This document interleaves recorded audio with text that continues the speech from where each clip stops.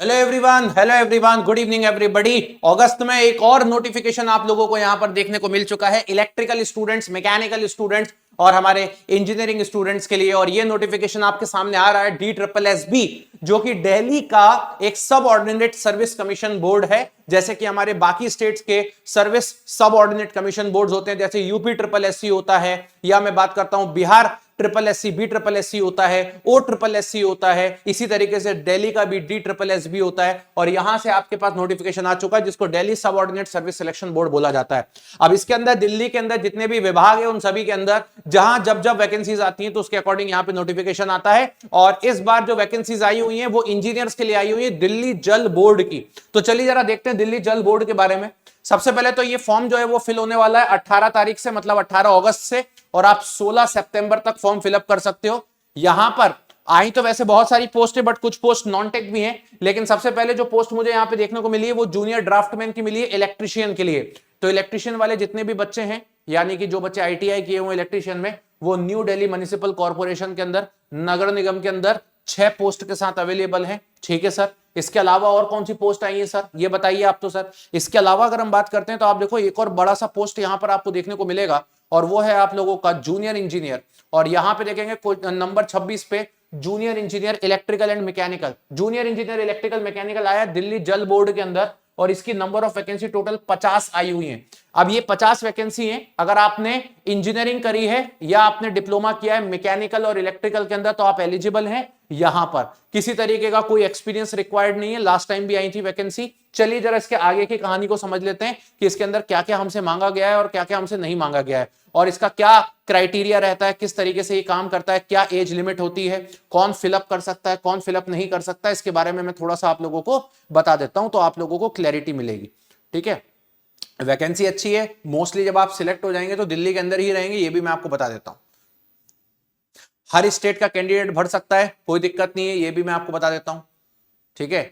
Reservation उन candidates को मिलेगा जो दिल्ली से हैं, दिल्ली के बाहर वालों को रिजर्वेशन नहीं मिलता, वो सब जनरल कैटेगरी में आते हैं। तो क्या उनके लिए, जनरल कैटेगरी वालों के लिए कोई सीट फिक्स होती है? नहीं, ऐसा कुछ नहीं है। आप UR की सारी सीट्स के लिए फाइट करते हो।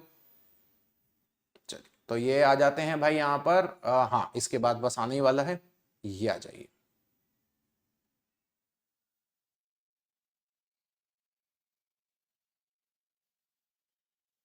ये देखेंगे तो यहां पे देखेंगे ये 50 वैकेंसी आई हुई है, और इन 50 वैकेंसी के अंदर जो एजुकेशनल क्वालिफिकेशन के नाम पे बोला गया है वो बोला गया है जो जरूरी है, इसेंशियल है, जरूरी है।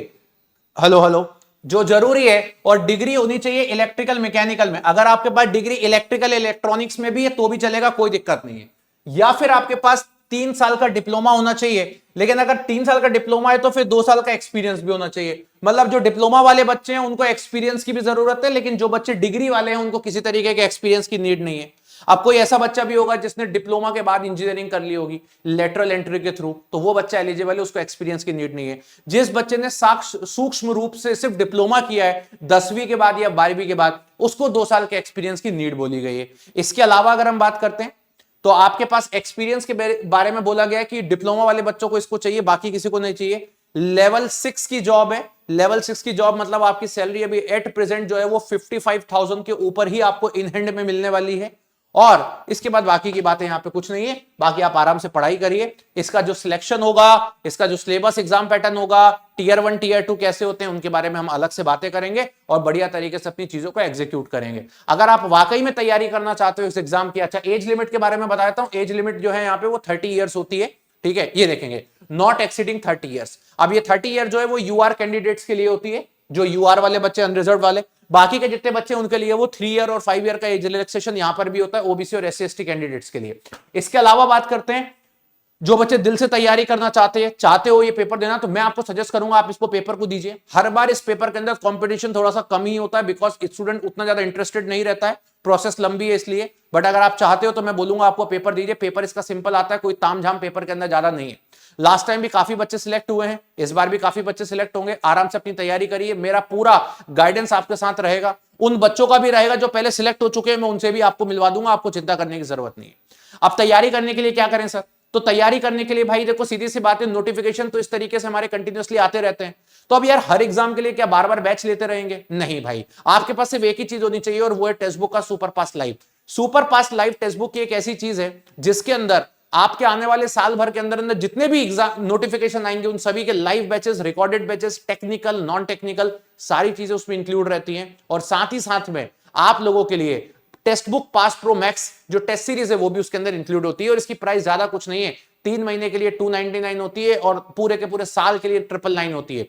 तो अगर आप आज से लेके 1 साल के लिए इसका सब्सक्रिप्शन लेके रखते हो तो आपको कुछ करना ही नहीं है, फिर साल भर में जितने भी एग्जाम आएंगे सभी के लाइव और रिकॉर्डेड बैचेस दोनों आप लोगों को देखने को मिलेंगे। और करना कुछ नहीं है, मेरे इसी वीडियो के नीचे डिस्क्रिप्शन में आ जाना एक बार चैनल पर, और डिस्क्रिप्शन में आने के बाद नीचे मिल जाएगा AJE कोर्सेस की लिंक पर क्लिक कर देना। जैसे लिंक पर क्लिक करोगे कुछ इस प्रकार का पेज ओपन हो जाएगा और साल भर के लिए आप इसको लेकर के रख लीजिए। अब सीधी सी बात है, 3 महीने में DSSB का पेपर नहीं होगा, तो अगर आप जाना चाहते हो तो एटलीस्ट साल भर के लिए आपको ये लेना पड़ेगा। बट ये आपको आने वाले बाकी एग्जाम्स के लिए भी उतना ही बेनिफिशियल है, चाहे वो SSC का पेपर हो या RRB का हो, सबके बैचेस भी आपको यहीं मिलेंगे। और ऐसा नहीं कि एक ही बैच चल रहा है, सबके अलग अलग बैचेस हैं आपके लिए। राइट। तो यहां पर देख लेते हैं, ये बढ़िया तरीके से हो जाएगा और आप कर सकते हो। अच्छा, क्या सिविल वाले और इलेक्ट्रिकल वालों के लिए या मैकेनिकल वालों के लिए एक ही लिंक है? हाँ भाई, ये एक ही लिंक है। इसी में मैकेनिकल, इलेक्ट्रिकल और सिविल के सभी बच्चों के बैचेस रहते हैं, तो अलग अलग खरीदना नहीं पड़ता आप लोगों को, एक ही के अंदर आपको देखने को मिलेगा 999 के अंदर।